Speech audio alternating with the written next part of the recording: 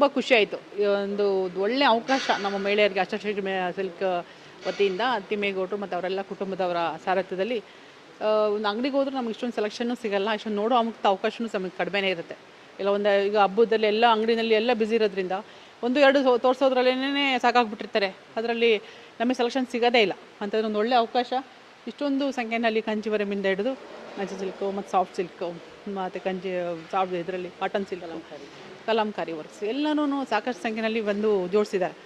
ಒಂದು ಓಪನ್ ಇರೋದ್ರಿಂದ ಈಗ ಸೀರೆ ಓಪನ್ ಮಾಡೋದೇ ಬೇಡ, ಹಾಗೆ ನೋಡಿದ್ರೆ ಗೊತ್ತಾಗ್ಬಿಡುತ್ತೆ ಯಾವ ಕಲರ್ ಇದೆ, ನಮ್ಗೆ ಯಾವ ಕಲರ್ ಇಷ್ಟ ಆಗುತ್ತೆ, ಯಾವ ಡಿಸೈನ್ ಇಷ್ಟ ಆಗುತ್ತೆ ಅಂತ.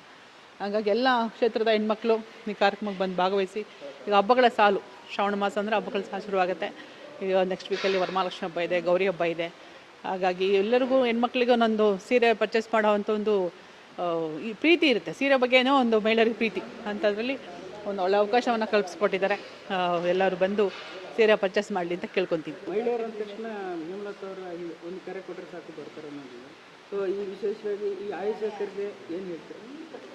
ಇಲ್ಲ, ತುಂಬ ಚೆನ್ನಾಗಿ ಆರ್ಗನೈಸ್ ಮಾಡಿದ್ದಾರೆ. ಹಂಗಾಗಿ ಏನು 3 ದಿವಸಗಳ ಕಾಲ ಇದೊಂದು ಎಕ್ಸ್ಪೋ ಇರೋದ್ರಿಂದ ಎಲ್ಲ ಹೆಣ್ಮಕ್ಳು ಸಾಕಷ್ಟು ಸಂಖ್ಯೆಯಲ್ಲಿ ಭಾಗವಹಿಸ್ತಾರೆ. ಯಾಕೆಂದರೆ ಪ್ರತಿಯೊಂದು ಕುಟುಂಬನೂ ಸಹ ಇವತ್ತು ಬಡವ ಶ್ರೀಮಂತ ಅನ್ನೋದಲ್ಲ, ಎಲ್ಲರೂ ಸಹ ವರಮಹಾಲಕ್ಷ್ಮಿ ಹಬ್ಬನ ಕೂರಿಸಿ ಪೂಜೆ ಮಾಡೋವಂಥ ಕೆಲಸವನ್ನು ಎಲ್ಲರೂ ಮಾಡ್ತಾರೆ. ಹಾಗಾಗಿ ಪ್ರತಿಯೊಬ್ಬರಿಗೂ ಒಂದು ಒಳ್ಳೆಯ ಅವಕಾಶ, ಬಂದು ಎಲ್ಲರೂ ಪರ್ಚೇಸ್ ಮಾಡಲಿ. ನಾನು ಒಂದಷ್ಟು ಜನಕ್ಕೆ ಹೇಳ್ತೀನಿ, ಹಾಗಾಗಿ ಬಂದು ಭಾಗವಹಿಸಿ ಅಂತ ಕೇಳ್ಕೊತೀನಿ. ದೇಶೀಯ ಮಟ್ಟದ ಉತ್ಪನ್ನಗಳನ್ನು ಪ್ರೋತ್ಸಾಹಿಸಬೇಕು ನಮ್ಮ ಮೋದಿಯವರ ನಿಲುವಿಗೆ ನೀವೇನು ಹೇಳ್ತೀರಾ? ಈಗಾಗಲೇ ನಮ್ಮ ಭಾರತ ದೇಶ ಮೋದಿಯವ್ರು ಕರೆ ಕೊಟ್ಟ ಮೇಲಂತೂ ಖಂಡಿತವಾಗ್ಲೂ ಅದ್ರ ಬಗ್ಗೆ ಒಂದು ಎಚ್ಚೆತ್ತುಕೊಳ್ಳುವಂಥ ಕೆಲಸವನ್ನು ನೀವೆಲ್ಲ ಸೇರಿ ಮಾಡಿದ್ದೀವಿ. ಅದರಲ್ಲೂ ಇವತ್ತಿನ ಯುವ ಪೀಳಿಗೆ ಅಂತೂ ಖಂಡಿತವಾಗ್ಲೂ ಅದನ್ನು ಪಾಲಿಸ್ತಾ ಇದೆ. ಎಲ್ಲರೂ ಸಹ ನಮ್ಮ ಏನು ಸೆಲ್ಫ್ ಮೇಡ್ ಅಂತ ಹೇಳ್ತೀವಿ, ನಮ್ಮ ಭಾರತದಿಂದ ನಡೆಯುವಂಥ ಉತ್ಪನ್ನಗಳನ್ನ ಈಗಾಗಲೇ ನಾವಿಲ್ಲಿ ನೋಡ್ಬೋದು. ಕೈಮಗ್ಗ ಸೀರೆಗಳು ಸಹ ಸಾಕಷ್ಟು ಸಂಖ್ಯೆಯಲ್ಲಿ ಇವತ್ತು ಇಟ್ಟಿದ್ದಾರೆ ಇಲ್ಲಿ.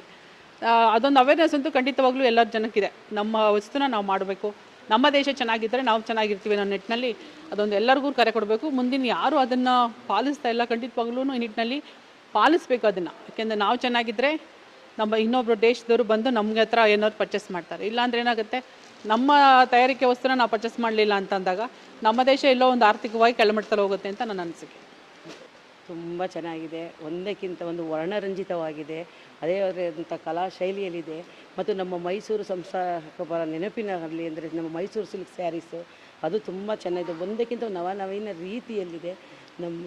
ನಮ್ಮ ಎಲ್ಲರ ನೆಚ್ಚಿನ ನಮ್ಮ ತಿಮ್ಮೇಗೌಡರು ಯಾಕೆ ಇಲ್ಲಿ ಬಂದಿದ್ದೀರಾ ಅಂದರೆ, ನಮ್ಮ ತಿಮ್ಮೇಗೌಡರು ಅವರು ಮತ್ತು ನಮ್ಮ ಸುನೀತಾ ಇವರು ಅಲ್ಲಿ ನಮ್ಮ ಕುಟುಂಬಕ್ಕೆ ತುಂಬ ಆತ್ಮೀಯರು. ಹಾಗಾಗಿ ಅವರು ಒಳ್ಳೆಯ ಕ್ವಾಲಿಟಿ ಸೀರೆ ನಾನು ಅಲ್ಲಿ ತೊಗೊಳ್ತೀನಿ ಸ್ಯಾರಿಗಳು. ಹಾಗಾಗಿ ತೊಗೊಂಡಿರೋದ್ರಿಂದ ಅಲ್ಲಿ ಚೆನ್ನಾಗಿರುತ್ತೆ ಸ್ಯಾರೀಸು. ಹಾಗಾಗಿ ಇಲ್ಲಿ ಮಾಡ್ತಾಯಿದ್ದೀವಿ ಅಕ್ಕ, ಈಗ ಮಾಡಿ ವೈನಾಡ್ ಬೇಡ ಅನ್ನೋದೇನು. ಮಹಾಲಕ್ಷ್ಮಿ ದಾನೋತ್ಸವ ಪಕ್ಷದಲ್ಲಿ ನಮ್ಮ ಪ್ರೀತಿಯ ನೆಚ್ಚಿನ ಶಾಸಕರು ಹಾಗೂ ಮಾಜಿ ಸಚಿವರಾದ ಗೋಪಾಲಣ್ಣನವರು, ಶ್ರೀಮತಿಯವರು ಹೇಮಲತಾ ಗೋಪಾಲಯ್ಯನವರು ಬಂದಿದ್ದರು. ಅವರು ಕೂಡ ತುಂಬ ಖುಷಿಯಾಗಿ ಹೋಗಿದ್ದಾರೆ. ತುಂಬ ಚೆನ್ನಾಗಿದೆ ಅಂತೇಳಿ ಅವರು ಒಂದು 6 ಸೀರೆಗಳು ಏನೋ ಪರ್ಚೇಸ್ ಮಾಡಿದ್ರು, ಎಲ್ಲರಿಗೂ ಗಿಫ್ಟ್ ಕೊಟ್ಟು. ಮತ್ತು ಹಾಗೆ ಪುಟ್ಟಕ್ಕನ ಮಕ್ಕಳಿನಲ್ಲಿ ಮಾಡ್ತಿದ್ದಂಥ ನಮ್ಮೆಲ್ಲರ ನೆಚ್ಚಿನ ನಾಯಕಿ 6 ಗಂಟೆ ಆಯಿತು ಅಂದರೆ ಪುಟ್ಟಕ್ಕನ ಮಕ್ಕಳು ಅಂತ ಸೀರಿಯಲ್ ಮುಂದೆ ಕೂತ್ಕೊಂಡು ನಮ್ಮ ಯಜಮಾನರು ಕೂಡ ಗಂಡಸರುಗಳು ನೋಡಲ್ಲ ಅಂತ ನಮ್ಮ ಮನೆಯವರು ಕೂಡ ಹೆಂಗೆ ನೋಡ್ಕೊತಿದ್ರು. ಅವರು ಬಂದಿದ್ದಾರೆ, ಅವರು ತುಂಬ ಖುಷಿಯಾದರು. ಮನಸೂರೆಗೊಳ್ಳುವಂಥ ಸೀರೆಗಳಿದೆ ಅಂತ ಹೇಳಿದ್ರು. ಮಹಾಲಕ್ಷ್ಮಿ ವಿಧಾನಸಭೆಯಿಂದ ಮಹಾಲಕ್ಷ್ಮಿಯರೆಲ್ಲರೂ ಹೆಂಗಡೆ ಬರಬೇಕು.